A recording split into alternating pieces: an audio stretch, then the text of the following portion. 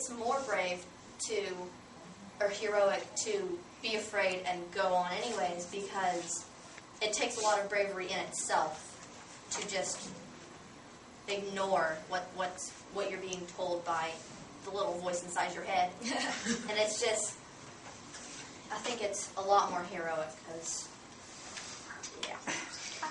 I definitely agree with you there, but I do also want to acknowledge that it is sometimes right to listen to the little voice inside your head, because sometimes that takes a lot of bravery too. So I think both acts really take bravery.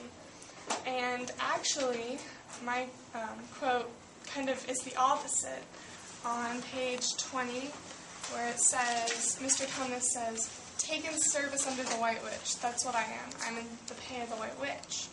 And Mr. Tumnus has made an agreement with her to take young children, Adam and Eve, young innocent children, and give them to a merciless queen.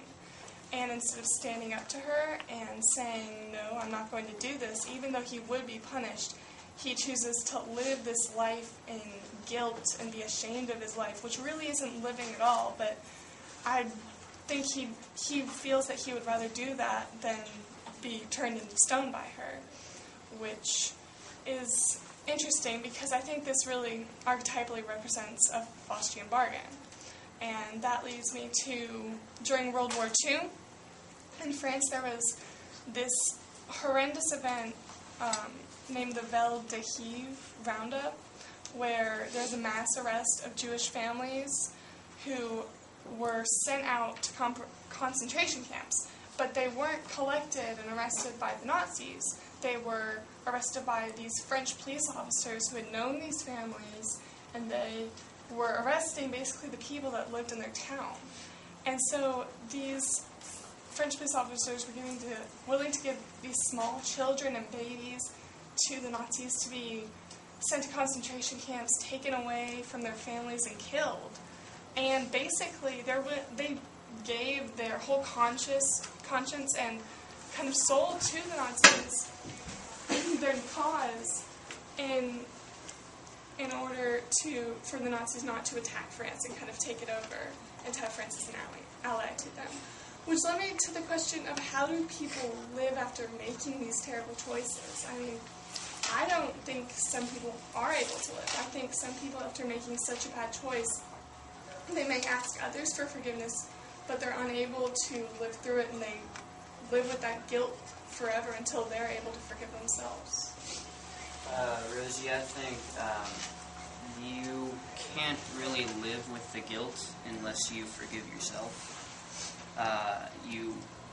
Some people kill themselves because they think what they've done is too horrendous, or they look toward other people to forgive them and not themselves, but it's really if you're okay with what you did, then you should just forget it and move on.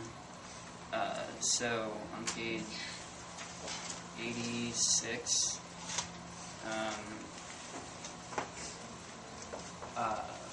Aslan, a man, said Mr. Beaver sternly, certainly not. I tell you, he is the king of the wood and the son of the great emperor beyond the sea. Don't you know who is the king of the beast? Aslan is the lion, the great lion. Mr. Beaver is talking about Aslan as this like powerful figure, and the children, when Aslan's name is mentioned before in the book, they all have different reactions, and that's just of the name. They haven't even met Aslan, and so it really shows how powerful names can be.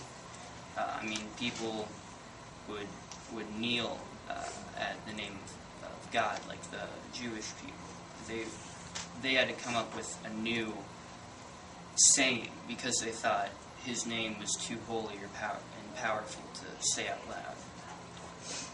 And so that led me to the question, why are names so powerful? Is it because the thought of the actual person or thing you're naming, or is it the implying something or Is it the meaning of the name? What is it?